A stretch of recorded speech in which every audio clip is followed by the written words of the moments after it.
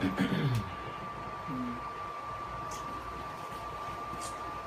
got oh, you already did it. I don't have a stand. I did mine. It's laid against the thing. Laid against it. The pocketbook thing right there. That's what I did. You ain't lied talking about your pocketbook. I said laid against the pocketbook, but I ain't say I had a pocketbook.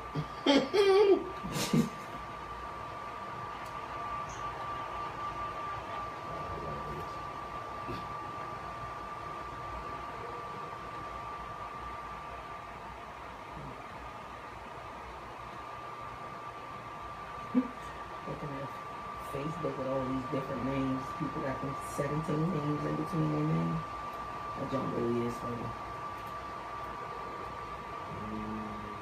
Janine, I'm yours forever because I met you 13 years ago reading.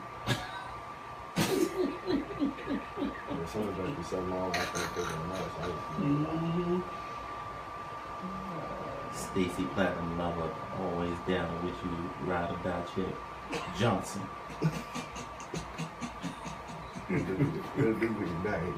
That's funny as well.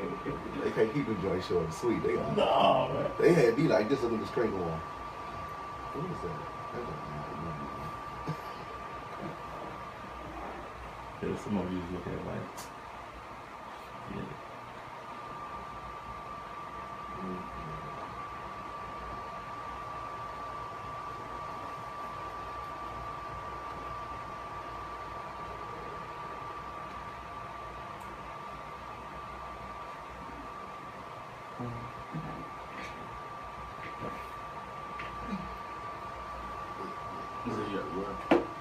I'm trying to get all y'all away. You gotta turn it to the side. Move the shoe. Yeah, it's not hiding. You gotta lean it back a little bit.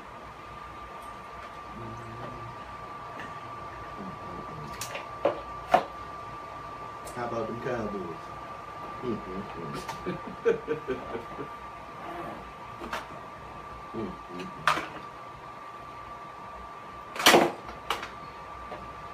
Go away. I'm not live. I'm not live. What happened was, Shut up, Mo. Yeah, this ain't working. How you handle it?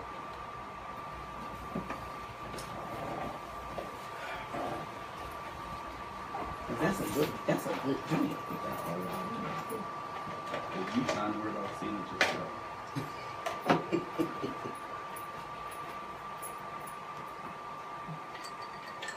But are you in? You about to see it yourself.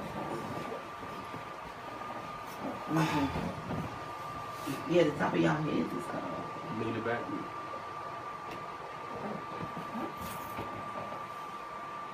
oh yeah, that's good. You can really do the shoe. I still can't see. I can't see it because the GoPro joint is blocking it.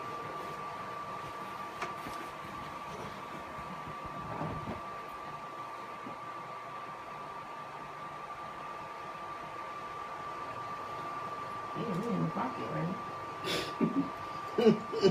Shut up! What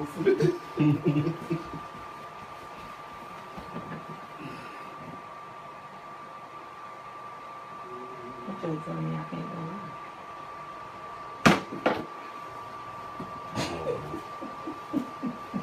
Just forget it. I don't need to see it. But it's telling me I can't go live though. You can't. You got to push the button. What's my phone? I can't go live though.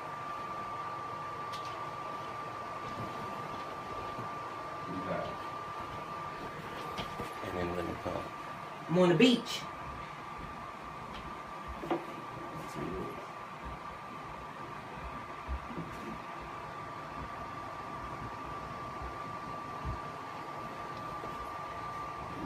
You got to adjust it.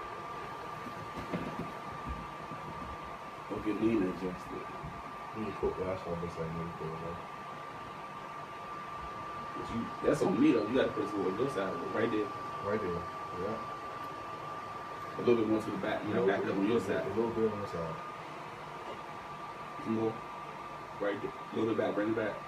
Right there. Right there. Right there. Good, right there. Yeah.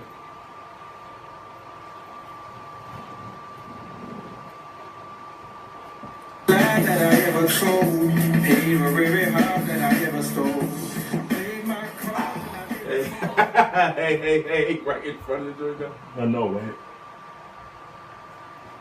Hey, happy Thursday, everybody. Welcome to Mike's Corner, man. Appreciate everybody that's coming in. You know what I'm saying, everybody? I want to say, first of all, let's start off September 3rd. Let's not forget about the Walk for Joe. Yes. Walk, water, wine. But to recap a little bit from last night's Let's Be Clear show, it was a couple of challenges put out there by Becky and Kim Harville. They said they're going to drink some wine while they walk. Yeah. I want to see that one. Yeah. I'm just taking I want to see who will take that side step first. Yeah, it's no way possible for me. It won't be me. So. Can't do it. But But I'll be taking pictures when you fall. Absolutely. yeah. So it's cause me for real, I ain't getting involved. I don't want to do that. So we gonna push that out all day. I mean throughout the show, man, for the walk, man, cause it's for a very good cause. Yes. We want everybody to come out, man, and it's to support the homeless, man. But and get in that sense is in giving back. So that leads me to the segue today, which brings us to the segue today in giving back, which is we got OC Lawerence was in the military, so he gave back to the country. So we're gonna get into that as well, man. But to start the show off, I want to first say happy birthday to my main man Billy. Yeah. So big shout out to Billy. Drinks all around. Yes, sir. Yes, sir. Yes, for all y'all that got y'all drinks and all that kind of good stuff. Hey, I see. Oh, really? The Mountain Dew in the background? Okay, that's what's up. Oh, cool. That's what's up. That's cool. Yeah, we're not doing that. But yeah, happy birthday to Billy. Turned 21 today. And I don't feel it. That's why we had to drink, because he's old enough to drink now. So, good looking out. Let's get it started. Getting back to OC. We're gonna bring it back. Me and OC been friends for a number of years, man. It goes way back. It goes back. So this, I don't even understand how many years, and to even try to put a number on the years is an insult. But we been through uptown, downtown together, man. It's been crazy, man. But we've learned a lot. I've learned a lot about OC. I mean, over the years, of course, but what I never knew about OC is that in the beginning, like, because he was in the service when I met him already. But what we want to get into tonight is, because first of all, let's get something straight. The average DC, Southeast dude just don't get up and go get in the service. That's not, you don't sit with your guys' council and be like, yeah, I want to go get in the service and be all I can be. All I can be. You know what I'm saying? Wants me. So y'all know it got to be some kind of backdrop to that, man. It got to be. Because if y'all know him like I know him, like I said, I know him personally. So when you go into the service, you know, they give you that structure that you need to be like, yes, sir. No, sir. You come back home. You right here. You doing all that right there. In your zone. Yeah, you in your zone. So Definitely in your box. how did you get? What made you go to the service?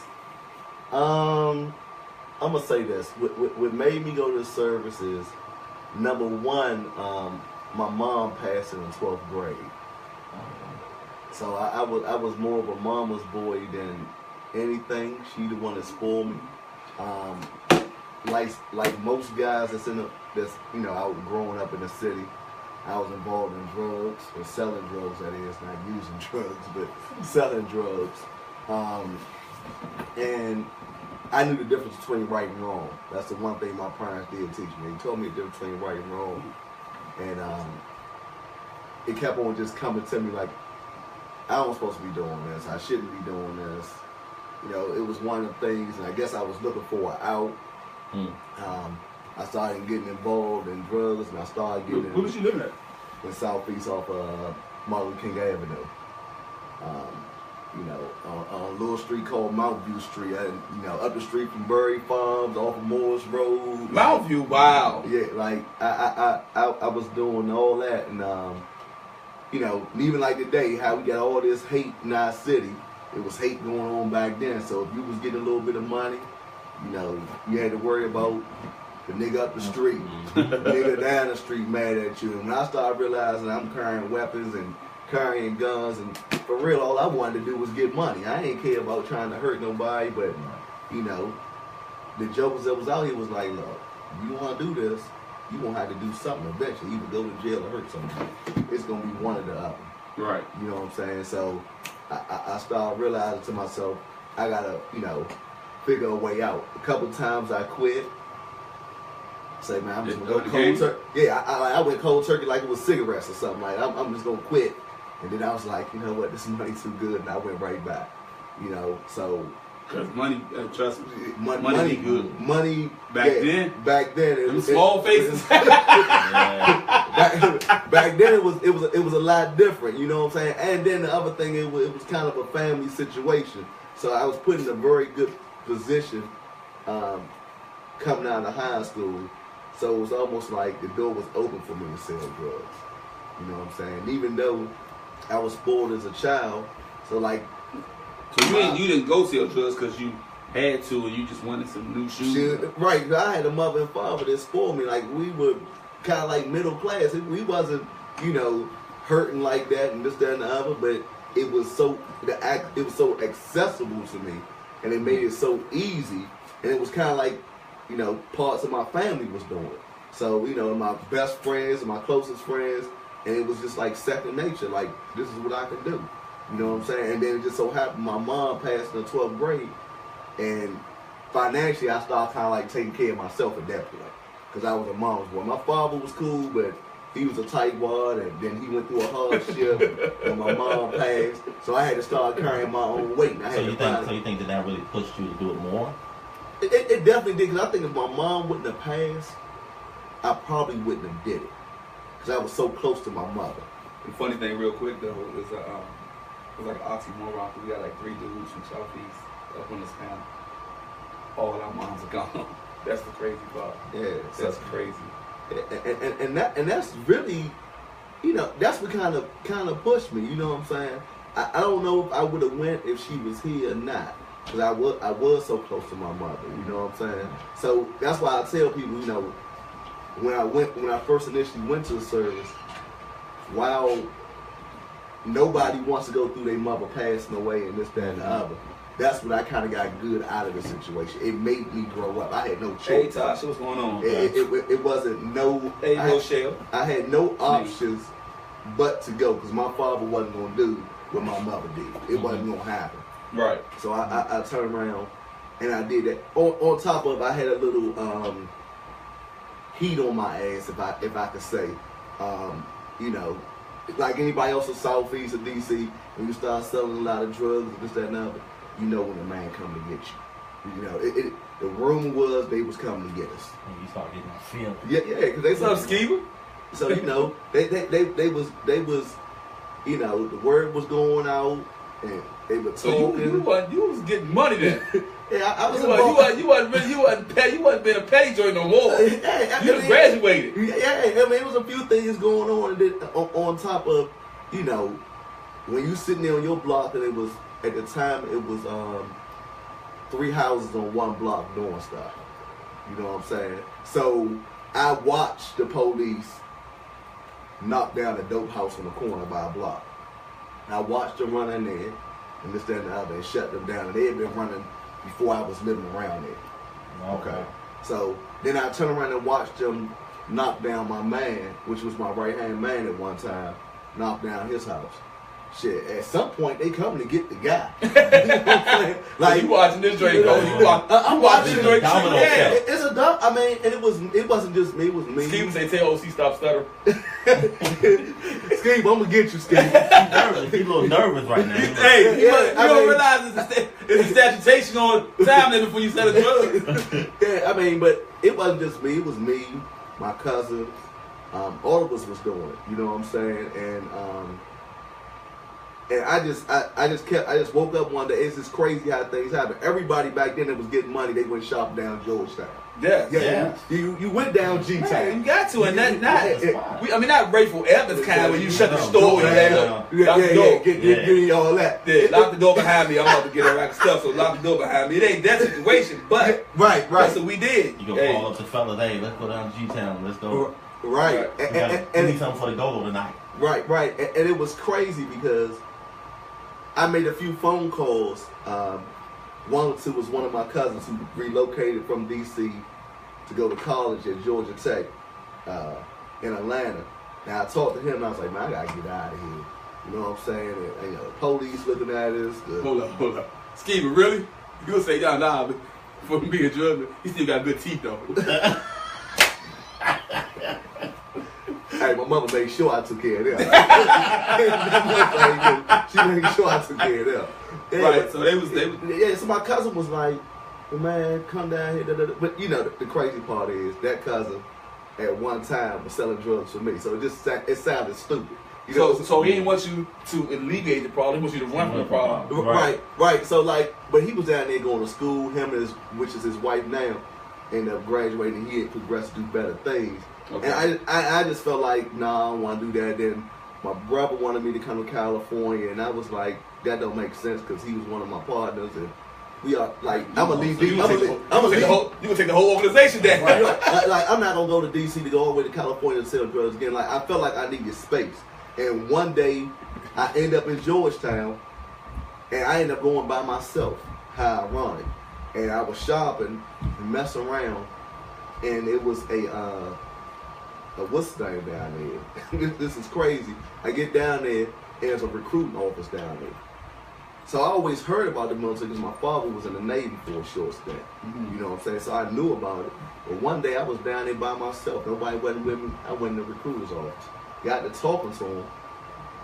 He was saying something I wanted to hear because I was already trying to get in school to do something with electrical or air conditioning. But I just didn't know what direction I wanted to go in. So I talked to him. So you walking, you shopping, spending this drug money. Spending this drug money. That's exactly what happened. They get recruited. You looked at the recruiting office. Said, hey, let me see what they talk about. Yeah, like I said, let me walk in. You know they sell them too, though. You know that, right? Huh? You know they sell them too, right? You know. Yeah. And they are some salesmen. They like used car salesmen. Oh yeah. So you can get a bad one, you can get a good one, and that's the honest God truth. And you know the crazy part is, I went to that recruiter's office, talked to him, and I told him about what I want to do. Not so much what they can do for me, but what I wanted to do. Like the heating and conditioning. Yeah. And I told him that's really what my goal is. He said, I might be able to help you accomplish that. So I listened to what he had to say. I took his information. And it just so happened at the time, I had a couple older guys that were in the service. I had a friend of mine that was in the Air Force, so I went and talked to him. And I kind of did my homework. I just didn't go off of what he told me. Mm-hmm. You know, because you know, you're young back then. Even now, we always think somebody trying to get us. Steve said, why do every drug dealer end up in Georgetown? They do. That's when you made it, Skeever. When you were selling drugs, and you look, I'm about to go shopping up Georgetown. Yeah. That's when you made it. You see somebody in Georgetown, you know, they get money. Yeah. They get money. Yeah. They get money, Skeever. You know what it was. So I mean, at that point in time, it's crazy because I went back and I told my father, but my father ain't even believe me. He was like, you ain't gonna know that. Right. He didn't believe me until he did some homework himself and ended up getting in touch with a recruiter and found out that's what I was gonna do. Right. So at the end of the day, like, my father was super happy that I was doing it. That you was thinking about it, because you didn't commit. I didn't commit at that time. But you was thinking about it. I was thinking about it. Okay. I didn't commit at the time. And, you know, I kept on putting it off. Like you just said, Mike, I didn't totally commit. I had to take what they call an ASVAB test. Once I did that and my scores came in high enough to do what I wanted to do, it was really up to me at that point. All right, so between that time of talking to the recruiter, doing the ass fab. I can tell you now. I went and seen that recruiter like in a month of September or August, and I didn't go in the military till February. Okay. Oh, okay. So what happened? What was you doing during the rest of that time though? Selling drugs. So you still didn't give up the game just in case. Right, I needed money. I mean, don't be crazy now. Like I still needed money. You know what I'm saying? Selling drugs. I had a part-time job. I never forget. I had a part-time job. Hey, Skiba, we still go there. I was just in there a couple weeks ago. He said him and his man was in Prince and Princess when Ravens was in there. Yeah, we was. Man. Hey, I just got a Moss Brown sweatsuit from that joint. Skiba, so yeah, me too. Yeah, I still go to Prince and Princess, baby. Me too. They still going. So you talk to the crew is giving you all this information, like telling you, man, you can be successful in life. Yeah, And you was like, all right, okay, cool. You know what, Dad? I'm gonna do this. I'm going to the service. So I was talking. Let me go sell the rest of this shit off. Yeah, and everybody was so happy because the job I had, it was crazy. I had a part-time job. Hold on. I'm sorry. So let me get this straight. You was already working. Yeah. A part-time job. Yeah. Doing what? Because the one thing that my mother and father, like I said, I knew the difference between right and wrong. Right. So the good part of me wanted to work. Okay. You know what I'm saying? The other easy side of me wanted to sell drugs. Oh, that's work too. Yeah, it is, but it wasn't Lot like of work to work. me. It didn't feel like work. It didn't feel like work at the time. You know, it just felt like something it was easy. It came second nature, and the money was so plentiful back then. You know, and I was working at a adult semi-retarded home. Y'all seen them homes that got them vans and all that. Like a group home? Yeah, group homes. Mm-hmm. Right. And I never forget, the owners liked me so much, they was begging me to work full time. And I was like, oh no, I'm good where I'm at. I'm just going to work part time a couple of days a week because I was selling drugs. I need this damn money for real. And it was just the good part of me making me go there to say I got a job. Because I want to be able to tell people, I got a job. I just wanted to be able to say that. Right. I got a job. But it was money I ain't care about. You know what I'm saying? But I wanted to be able to say that. But realistically, I knew I needed to do something more than what I was doing. You know, and I turned around and it started getting cold. It was wintertime. And I never forget, man, I called a recruiter and I was like, it's time for me to get out of here. Because it just, too many people started getting shot, killed. And it was the part of selling drugs that was going on that I didn't like was happening. You know what I'm saying? I didn't care about none of that. I was happy to come home and go outside and tell everybody, man, we going to the go-go. It's on us. You know what I'm saying? Right. Like that's what I wanted to do. You know what I'm saying? I wanted to get up in the morning, go to Zotan and buy tennis shoes every morning. Like that was like, yeah, I took y'all back for a second. Yeah, when I said Zotan. I did that. Got up in the morning. What's up, T-Rock? What's up, Ty? Got up in the morning and turned around, speaking of people. But anyway, I got up in the morning and went boy shoes and went to Zotan, got a fresh shirt and walked straight down the car, still like, yeah, I'm here. Right. Like, that's all, that's all we cared about, going to the go-go and having money. Now, you didn't have any kids? No, at that time People I say did. what OC over here lying about. At that time I didn't. At that time I didn't have a girlfriend. It was just, a daughter and no kids at that time. It was just me. I was on my way to my first child. I was somewhere in a relationship at the time when I was in that life. Mm-hmm. I was with somebody that I ended up having a child with. Right around that time, I ended up getting pregnant as I was going off to the military. Turned around, I ended up committing to the military because of things that was happening on my block. Steve said, yeah, you took him back with his old time joint. Yeah, like it was time to go. What was the time to go? Too many bodies, too many people shooting people that knew each other, too many people, just too much, too many people. And then I had a certain amount of guilt. I can say this now. My father was the ward that Lord. Like, I had no business selling drugs. It was a lot going on. So I definitely knew the right from wrong. Like, I felt like, I felt guilty about doing that and when my father worked at, and it was a lot of guilt going on. You know what I'm saying? That kind of pushed me out the door. It was a lot of police knocking on the door, but they wasn't coming to get it. They didn't get us this time. Or it wasn't jumping. Like, it was just too many chances going on. Like, I know they on our ass. They coming. Right. It's like they coming. I signed up. I left February the 15th, 1994. By the 20th or 21st of February, not even a week later, they ran in my father's house. Real story. What's up, Salam? Wow. So when you called your father, what happened? Or did he call you? Well, actually, I called him. Because he was in boot camp, right? I was in boot camp. So It was the first time they let us call, our family or this, that, and the other, and we was there about 4 or 5 days. So it wasn't even a week later, I called my dad, and, I was so, like, fucked up. I probably was crying a tear because I missed home so bad. Right. You know what I'm saying? And did he say my father, he just didn't sound the same. And he came, and the first thing he said out of his mouth, he said, "Man, son, I'm glad you gone." So I'm like, "Well, what's going on, Dad?" He said, and then he finally broke it down to me. He said, yesterday they came looking for me. I said, "Yesterday? Who came looking for me?" He said, "The police." He said that because I had this chest with all these clothes, these fly clothes that I was supposed to get shipped to me. Mm-hmm. He said, "Man, they broke into your chest and da da da da." I said, "Who broke it?" He said, "Man, the police came looking for me right in the house." So I still was carrying some guilt, and I felt so bad because I put my father in harm's way. Mm-hmm. You know what I'm saying? Here I am. I'm in the military. I'm in San Antonio, Texas. Police looking for me, and I'm gone. They running my father out because that's where they think I'm at. You know what I'm saying? But you also felt a sense of relief. Oh God, yes. Because it was two people they were looking for. Let me back that up.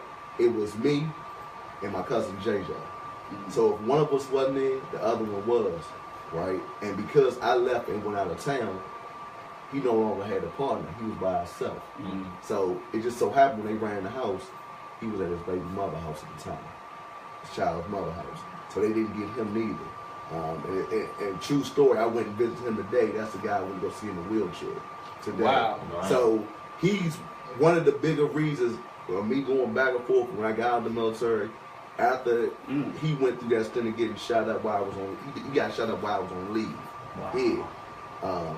And that stamped me not ever doing drugs, selling drugs again. What happened to him? Okay. That was that. So you never sold drugs no more after that? No, I'm not gonna say that. Okay, let's stop. I was going to ask that question. Go ahead, but that's the reason because JJ got shot. My fault. I'm sorry. I know. I keep trying to tell you. I know the guy personally. I keep my bad. I'm sorry. I did. I did off and on. Okay, hold up for that. So that's why you go back and see JJ all the time. Yeah. I mean, because you look at him and see what he went through. That'll make anybody not want to sell drugs no more. You know what I'm saying? He ain't in a regular wheelchair. He in a prosthetic wheelchair. Certain parts of his body don't move no more. Mm-hmm. You know what I'm saying? And as we call those haters, my cousin along with some other people, it was a situation that went down where he got shot up by some people we know. You know what I'm saying? They got locked up and there was a whole lot going on. You know what I'm saying? Right. And that for a long time, going active duty and leaving, and the police running to my father's house. They ran to my father's house not once but twice. So thinking I was still gonna be there. You know what I'm saying? But your dad never said that you was going to the service. Nah, my father just did what anybody else would do. Yeah. He ain't in. Right. Yeah. I mean, they fucked this house up like they do anybody else's house, and that's why I felt so bad at the time. And my father told me straight up, "Man, I don't care about that. You gone. That's all I care about." Yeah, my son fine. That's all I care about. It's a tough pill. But yeah, to swallow. If your son is incarcerated, and your hands tied behind your back, and you can't do nothing for him. Yeah, that's a tough pill. And that's what I didn't want to put my father through. Hey, Christine. Because one I got two other brothers, two older brothers, and one of them, the middle brother. He always say that middle child crazy. You know what I'm saying? And my middle brother put my father through that. Being in and out of jail constantly, locked up where he worked at, going through all that. So I seen the game way before my time. Right. So, you know, my brothers are 12 years older than me. So they dished the game to me real early. I got to see the whole thing play out. And I just got caught up in the moment. You know what I'm saying? And it happened for a number of years. And it was, you know, everybody know, you know, you sold drugs in the 90s, early 90s. Yeah, like, it was sweet. Like, it ain't like now. Like, now everybody snitch. Like, that's what they do. I can't believe people still sell drugs. First of all, I didn't even know if money was still out here. Right. Is money still out here? Cause I'm sorry, I don't know. Like, I know people out here doing it. Do they still stand on the corners? But I couldn't tell you. Like, I don't put myself in harm's way. Right, but come on. But let's I haven't seen that. okay. Let's be clear. Let's be clear. Shout out to the ladies. Let's be clear. We done rolled through some of our old hoods where we seen dudes standing on the corner. Like, you done rolled through your hood just to ride through it. Is this still dudes standing outside? Sure. I definitely believe that. I got family members that had went back and forth and still told me they selling. Like, to be honest, I pride myself on saying, and I would say this to my dying day, that I'm a street dude first. And I'm always going to be a street dude first. But I honestly couldn't go back out there and sell drugs. I don't even know how to. It's a very low. I mean, I got a career. I had a career in drug selling, and I just forgot. Like, and it does get like that because I'm gonna tell you, probably about, I don't know, it probably wasn't 5 or 6 years ago. I can't even remember. I had somebody that was close to my family, and he called me on the phone and started asking me questions. And I was like, man, what are you talking about? He said, man, I need some help. Remember that thing you used to do around Mount View Place? I'm looking like, I'm on the phone like, nigga, I work at the FBI building. Don't get the fuck off my phone. Like, I was like, yeah, all right. Hung up the phone and never called him back. Called my brother Specs. Tell your man, don't call my phone with that bullshit. Like, that was 20 years ago. Like, he called me about some shit I was doing literally in 94. Like, nigga, I don't even go around that neighborhood no more. My father still got a house around there, but I don't go around there. So why would you call me, ask me about some shit I did in 94? Christine said they selling singles, they selling dippers, they selling weed and everything now, and alcohol and see-through packs. Now, Christine, I've seen the alcohol in the see-through packs. Seen the alcohol and see-through packs. Alcohol and see-through packs. Oh yeah, they selling them in like yeah. The Capri Sun. Well, I'm just using the Capri Sun because that's how the bag look. But it's a clear bag like that. Yeah. And it's alcohol? Yeah. Like a margarita or whatever. Mango, And a clear pack. peach. In a clear pouch, yeah. Where they selling that? On the corner? In the liquor store? Anywhere they can. They're, again, we do. Oh, see, you gotta remember something. We at a different time, in a different age. Different era. So we got social media. So what they do is they post it on the joint. Hey, I got them packs, them alcohol. Because I mean, if y'all trying to get them alcohol packs. Sometimes they come to you. So they stealing the alcohol? No, like say for instance, They if make we it at the happen. house. And say for instance, we make a big, just say we make margaritas, right? Okay. So then we got the pack. We order. Say we go to Costco, get some, that 50 seal packs. Not a pack is almost like, let's say a Ziploc bag, but it's a pouch. So let me get this right, because that almost sound like the shit they do down south. Because you know, It is. Okay. No, Because come on. Yeah. yeah, because I know down south when I used to go travel down there, the hours that the liquor store is not open. They got these houses you can go to and buy liquor. Same thing. Bootleggers. Same thing. And they sell the corn. Yeah, but now it ain't even like that. It's just like we chilling right here. People like, hey, we can go on Facebook, Instagram, whatever. Say, man, who got the pouches? Who got the pouches? They be like, oh, we got it. We come to you. Yeah, but you know, and when I was doing that down south, I was going off the strength of. They can say prescription pills the top seller too. I was with people who I trusted. Cause you know, you go in them houses, they selling alcohol, drugs, you gambling, like you can buy anything you can think of. And they selling candy. Yeah, all that. Juke joint.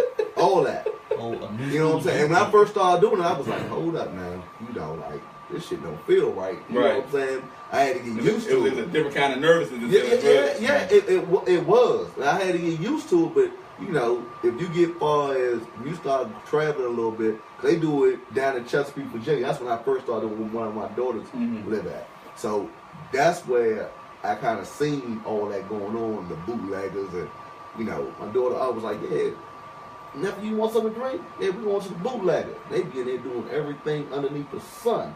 And all I'm trying to do is get a drink. like drugs in one room, gambling in another. I'm like, oh, this a lot. I ain't even got no gun on me. Like, wow, man. Right. So you left and went to the service. You did your, because I'm quite sure you didn't go in the service saying, I'm making this a career. I definitely didn't do that. In the beginning, right in the beginning, I had my first child. So I went into the service, and the crazy thing about it was that first year in the military, I went through a whole lot. That first year too, because I had my first child, I had to get used to living check to check, like 'cause I didn't know what that feel like. Like that was insane to me, because I never had to worry about money before. But I had to wait for the 1st and the 15th. Because before that, you had to wait till 4, 5 o'clock, like, 6, 7 o'clock, like 8, 9 o'clock. Like it was whenever. You right. know what I'm saying? And then the crazy part is, I got stationed in Tucson, Arizona. Tucson, Arizona? Coming home. You know, I got stationed there, and I never forget when I got stationed there. And I found out that's where I was going after I went through air conditioning training and all that, right? And I called home and started telling Joe, man, I'm going to Arizona. I got several different responses to that. The niggas that was still in the streets, which my cousins and one of them said, Arizona? I know they got some good weed down there, da-da-da. So they right back at, we back in scratch. First thing niggas started thinking about is selling drugs all over. And you going there, I said, man, I'm not doing nothing. I'm not going to jail in uniform. Like, in my mind, but that's what everybody's mind was thinking of. Like, so I'm still fighting myself like the good guy and the devil. You got to connect. Yeah, like they like, you know. And then I got to Arizona. I had to learn how to live different, because here is southeast, northwest, southwest. You know, there is Bloods, it's Crips, it's gang banging. So it was a different kind of violence going on, and I didn't understand it. I didn't understand. It's heck. And to jump on what you said about Arizona, I was at work. I was training this guy. He's from Arizona, and he was saying it's real big out there with the blood. And his wife, she's Spanish, but her brothers and them like real big into the situation. And it is. And he was like, they was getting like. He was getting the feed. He was getting the kickback from them, because like every time he go out somewhere, like they hang with the brother, go to the game, police come to him, and but comes to the brother saying something to him. So he was like, he got to the point where he said he just couldn't do it no more, and he moved him and his wife here. That's why it can get bad, because it's a different kind of violence. I was used to Bury Farms. It got to be, because you right there about you're not too far from Mexico. Yeah, it was a different kind of violence, and I couldn't understand it. I guess I didn't grow up in that environment, but there's a story behind the Bloods and the Crips and the people going to jail and what you couldn't say, because you live in D.C. Everybody like, hey, what's up, cuz? I had to stop saying the word cuz, because it had a meaning to them that you was a Crip. Oh, so. Just like I left for reasons of selling drugs, it was people in the military that I was stationed with in Tucson, Arizona, that was Bloods in uniform. Family was in it.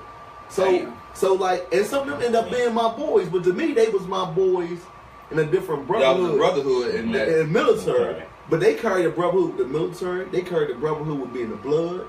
Like, it was guys on base. Could they distinguish that joint though? Like, say for instance, y'all was out and the situation. Hey, let me tell you something. I ended up getting drawn into a whole different kind of situation. I leave violence of Washington D.C. from selling drugs to seeing the violence of Tucson, Arizona, of them gangbanging.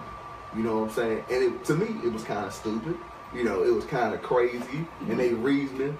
But to them, over territory. Yeah, over territorial. And you know, the crazy over part. Territorial is gonna be there the whole time when they die. Right. And the crazy part, I never forget, is I never forget when I was hanging out with my man that was in the military. His family was a Blood. He was a Blood, and his family was Bloods. and he had cousins that lived in Arizona, so I got to know them. So it'd be like we go out to the club, you know, they'd be walking up to me, like, you good? Let me know, you know, you got any problem? Like, let me know, you know, and I'm looking like I'm not even looking for no fucking problem. Right, I'm like, just trying to have a good time. Nigga, like, he had a cousin named 9 Lives. That was his dude's name, because he got shot so many times. Wow. His nickname was 9 Lives. Wow. This is no lie. True story. Like, He probably on Facebook as Tony 2-time 9 Lives Johnson. but he was a cold animal. Like, cold animal. Like, being around him made you nervous because you just never know when he was going to lunch out. You know what I'm saying? And me, I'm in the military. I'm trying to move on to a different life. I'm here to have a good time. It was cool to know some people. But at the end of the day, like, I don't want to be a part of none of that foolishness y'all got. Right. And when I first met his family, that's when I realized I had to stop. I had to delete the word "cuz" out of my vocabulary. Right. Because when he had to do, I'm like, hey, what's up, cuz? They started tripping. He was like, oh, he ain't da da da. He had to go through a whole explanation. Like, why you saying like Yeah. So I had to learn. He was like, you can't do that, man. You know, they gonna start tripping. And then, when I started hanging with him, we used to go to this park. Because don't they when they talk and the words they use, they don't even use the letter B in their words. Yeah. They got a different language, a different format of how they talk. They don't use it. That is the like craziest when when Crips talk, they talk a certain way. When Bloods talk with words without the C. Without the C. So they don't use nothing with the letter C in it. And it's First of all, stop trying to think of words in your goddamn head. That's what I was doing. So you take the C out. Yeah, it was real retarded. Like, Usin. look at the time thing on the wall. Right. Can't say clock or block or they say something like they changed all they wording, and a lot of it, like you just said, Mike, a lot of it was about territory. I never forget, we used to go to a park every Sunday. We were all young, we was in our 20s. We used to go to this park. And of course all the dudes would come in, because all the girls would be there and this, that, and the other. But it was a blood park. Pretty much it was they hood. Mm. And the park was like one way in and one way out type situation. And I never forget, I was going to this park probably about a year. And one day I got to thinking, I was like, I must be tripping. I'm coming here every day, every Sunday. If I know they here, the Crips know they here. Like, OC was an honorary blood the whole year. They know it. Right. I was here like, but my mindset was like, I just wasn't used to it. Like, I wasn't used You to was a blood and you didn't even know people it. fighting over colors and territory. I was used to people fighting over drugs, and I'm from the farms, and you from Wilder Place, and you from that was different. So they had you win. No, I wasn't doing that, but I knew I knew not to wear blue But like you know that. you was honorary blood, though. Yeah, there you go. You know you was honorary Hey, blood. man, I'm just saying. You like, hanging at the spots. You hanging in the territory they fighting for. I would say this. And you was cool with it. I definitely was putting myself in harm's way. Because you at the park. Like you said there and thought about it. Wait a minute. Every Sunday. I'm going to tell you what I was doing. I'm going to say this live. I was acting like Tony Tate. You know what I'm saying? You know what I'm saying? I was, So what does that mean when you say you was acting like Tony Tate? I was there for scattered ass. Oh, Like, boy. like, Okay. I mean, everybody You was heard it young. first here on the corner. Like, when we were young, we was in our 20s. Right. You know what I'm saying? That's what. But I was there for one reason. Right. You know, but every blood. But now realizing that. Man, like those there with their guns on But them. yeah, but you there for one reason, not knowing that you still there when other reasons can happen. Exactly. Some could have popped off, and then everything could have been Hey, look. gone. Exactly. And I knew they were dangerous. Was your mother a praying mother? She had to be. She had to be. Cause Well, his mom died, so she had to be watched over. I mean, look, man. She kept the blood of Jesus around him. Yeah. Let's be clear. If you out there, because we done see on TV how many times that they get in fights, Right. gunshots, drive-bys. He said he was going through this park for a year. Probably longer than that. I was stationed there for 4 years. But you was, but for about a year. But you never was caught up in a situation with like the drive-by. No, I never. Nothing popped off. Never. See? Let me tell you this though. One night, this is some funny shit because over in the West Coast, when they've been doing the Rams and all that for a long ass time. Right. You know what I'm saying? And Dayton's and da. I had a partner of mine that was stationed with me. He was from Virginia, and when I first got to Arizona, I didn't have a vehicle, right? So they always thought I was a good time. I'm from DC, this, that, and other. So they came past the room one night and was like, hey, man, you want to go with us? I was like, I sat back and thought about it. I was like, yeah, who going? He was like, yeah, me, Dave, 9 Lives. I was like, nah, I'm going to go ahead and lay back. My man that was from Virginia had a green neon Bama joint. Green neon with Dayton Rams on it. Brand new. Sunroof, all that. They go out. Hold up. This nigga had a sunroof and a neon? You heard what I just said. A green neon. With Dayton. Not the gold. You better not say the gold. You heard what I just said. Big rims, all What's up, that. Papa Joe? Hey, Nuri, stop playing me, Nuri. My man Nuri, he's watching us from Bermuda. Wow. Hey, Papa Joe. All that on there. And they went out one night. The next day, it must have been a Saturday morning, man. Somebody came knock on my door. Man, what's the name? Car got shut up last time. I was like, what y'all talking about? So my man who had the neon, he was a good dude. You know what I'm saying? He was just going out. Just going out. Hang with them. And it was him, the dude 9 Lives, his cousin. They went out. They ended up getting to it what we call back then some essays. Mm-hmm. You know what I'm saying? They got their own game this time and and 9 Lives had something going on with them. They started shooting each other from the car to their van. Wow. So what turned around and happened was the dudes hit a corner, opened up the sliding door and started opening up. So 9 Lives got shot. He lived. Yeah. He got shot. Of course. They put a big bullet hole in my man's car. And we in the military. He had to go get that shit fixed immediately. Why? Because he was just so nervous. You know what I'm saying? And he was so worried. Like, people know they weren't supposed to be out? it ain't that. People know what a bullet hole look like. You in the military. Right, but I'm saying, but if I go out and something happened, is it, I mean, is there repercussions behind it? It could. What if they found out he is involved? I don't think it's so much about the repercussions. I think he was just so scared. You know what I'm saying? So like his commander didn't find out. No, none of that didn't come out. None of that didn't get found out. His commander didn't find out. None. It's happening in the city. One thing about being in the military, like it's like anything else. If you having a job anywhere else, your commander nothing ain't gonna find out unless it trail back to you. Unless you get locked up, unless you on TV or this that, and other. Mm-hmm. It ain't no different than nothing else.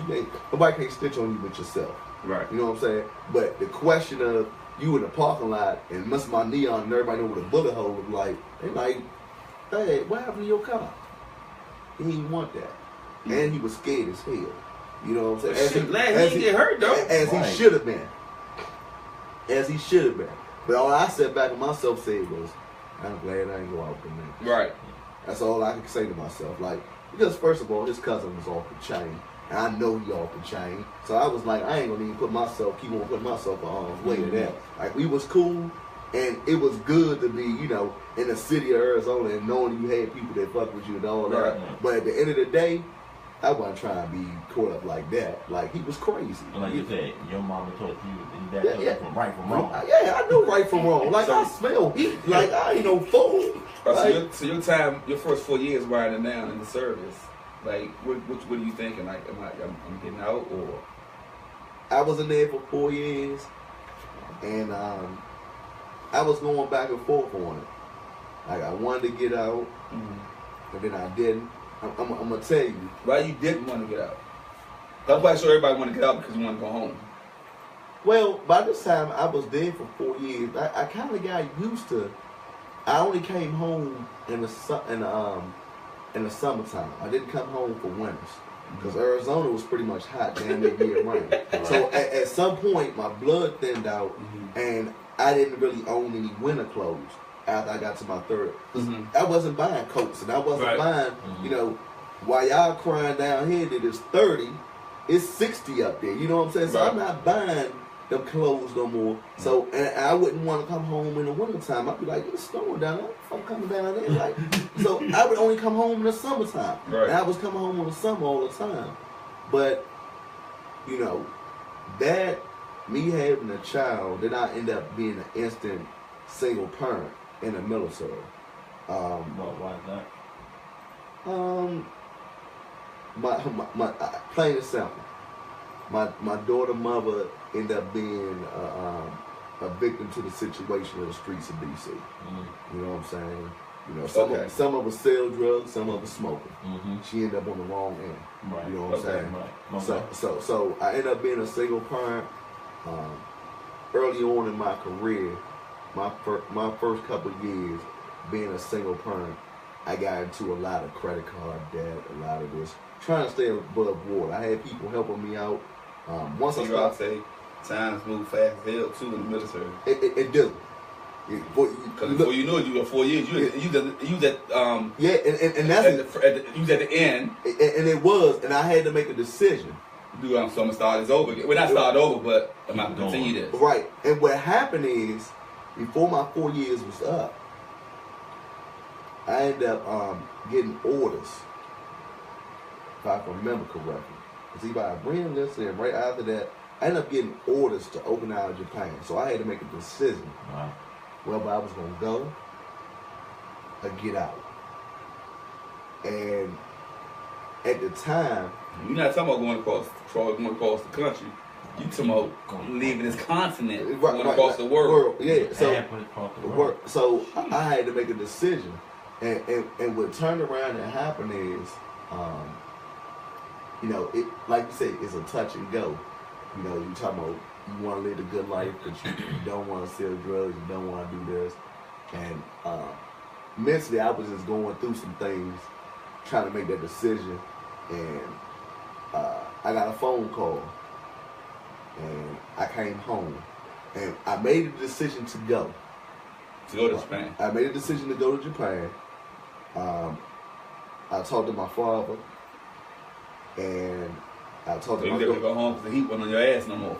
Right, and it was crazy. Yeah, so it was crazy. I talked to my father, and my father at the time, him and my daughter's mom, they were already at the time. And my daughter's mother didn't really have a relationship with my daughter at the time. So I had to make a couple decisions. So was your daughter with you or was with your dad? She was with me in Arizona. Okay. When I took them orders to Okinawa, Japan, I ended up taking her to her mother's house. Okay, so her mother got herself together, was all drugs, got her own place, was working, and at the time I thought it was a good decision because you know people out here scream that you know fathers say I want to be a single parent, I want my child, and this, that, and that, and I don't think some of these guys don't even know what they're asking for. Realistically, they don't know what they're asking for. You know what I'm saying? And me, I wanted my daughter. But just as much as I wanted my daughter, I wanted her to have a relationship with the both of us. Right. You know what I'm saying? Because and you also wanted to provide for your daughter. Exactly. So, like, I ended up being a single parent to her for all her life. But if I could have had it my way, I would have had a daughter mother that raised my daughter, and I'd have just been a providing father. You know what I'm saying? How old was your daughter at the time when you got those orders for Japan? My daughter was like 3. Oh, she was real young. Yeah, she was real young. So I ended up taking her to her daughter, to her mom, and you know, it's crazy how things work. And I had an opportunity to go home for a month before I go to Japan, and I had to make that decision. Was I was gonna go home for a certain amount of time, go straight to Japan, and use my leave. And, you know, the bad side of me cold, you know, I got a phone call from a gentleman. And he was like, man, you know, come home for a month. I need some help with some guidance. You can make a couple of dollars and get rid of some of this debt. So I still was swinging the fence. You was walking the tightrope then. This 4 years. I'm 4 years in. You done came in, you was honorary blood. Yeah, like, and now right. you coming home and want You know, I think I can go back and sell the drugs. For a minute. And it wasn't, you know, like back then. Y'all all know the '90s was just a good time. We don't know. What you mean we don't know? I know. No, I'm saying y'all know the '90s. Oh, okay. So I'm dealing with. Some Norman. So I'm dealing with T-Bob. dealing with so some people that literally 30 days of my service was a good idea. Like, I just need you to help make some connections and do this and do that, and we're gonna make some of them bills go away. So I was like, fuck that, I'll be there for 30 days. I did 35 actually, and I left and went home. Like, You mean you went to Japan? I came to DC because you could take leave en route to Japan and it'd be on the government dime back then. So yeah, this is a no-brainer. Right. I'm on my way home. Right. I dropped my daughter off. You know, it was funny because it was still the 90s. I got picked up. My fuck gave me a bag of money, a beeper, and a cell phone. True story. You had your equipment. Yeah. So then you came home. You did I did that for 35 days and disappeared again. Right. You know what I'm saying? And I made that decision in them 35 days to leave my daughter. Because the crazy part, I was supposed to be 4 years in Japan if I brought my daughter with me. If I didn't take my daughter with me, I only had to do 3 years. Oh. So at the time, it was kind of beneficial to leave her home for you at that time. Well, it wasn't even so much that because I didn't really care about the time. It was more or less like, it's a 3-year-old and she don't even know who her mother is.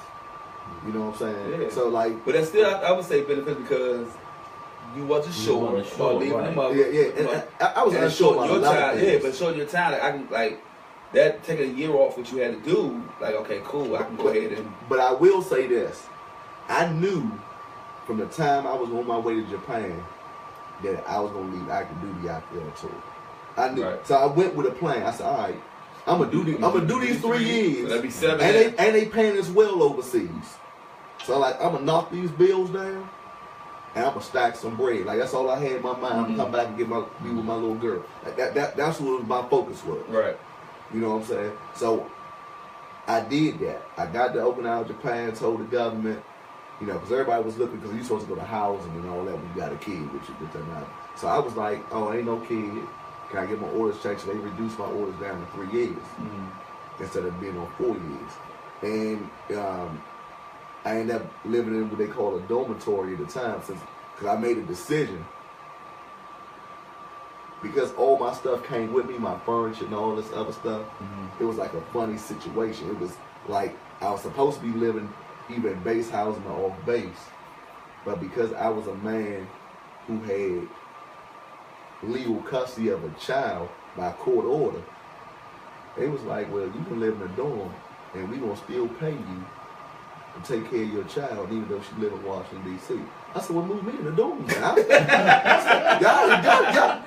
So I'm like, what I'm gonna do with the furniture? They say, oh, we'll store it or whatever. I'm like, oh, okay, well. You said, who store it? We'll store it? Oh, yeah, I'm right here then. Right. Like, send me to the dorm. I'm by myself. I'm about to stack this paper. So that's what I did. And, you know, I got there. And I don't care what, I'm going to tell y'all something, what brotherhood you're a part of, the military, police.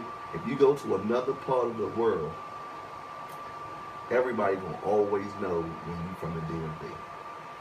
I got there because of it. Cause remember, this is the 90s. We still, you know, we still with Timbs and drop socks and, you know, whatever we was wearing back then. Right. And when I got there, I met Taurus, a bunch of other dudes from the DMV, and we Shout out to T-Rock. Yeah, and we all just became friends. Met Tate there.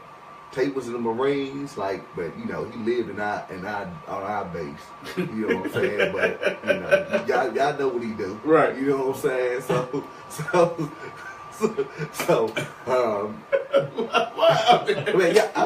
Y'all know all I do is tell the truth. I got to do it. Got to tell the truth and shame the devil. Yeah, I got to tell the truth. You want to go to heaven? You want to go to heaven? You want to go to hell? Yeah, I mean, like he know what it is. That's my man, but. At the end of the day, you know, that's why I met all them dudes at, and I stuck to my plan. I got there. I didn't even had the nerve. Even though I was getting paid good money, I had the nerve to get a part-time job. And I just wanted to keep stacking that much money. Right. You know what I'm saying? So now you got a different hustle. It was a whole different hustle that came. But you ain't got to be looking over your shoulder. And I started throwing parties over there. And you had to look over your shoulder. Exactly. So, Like what was your part-time gigs on there? I was working at the BX. True story. Oh, wow. I was working at the BX, and this is being young and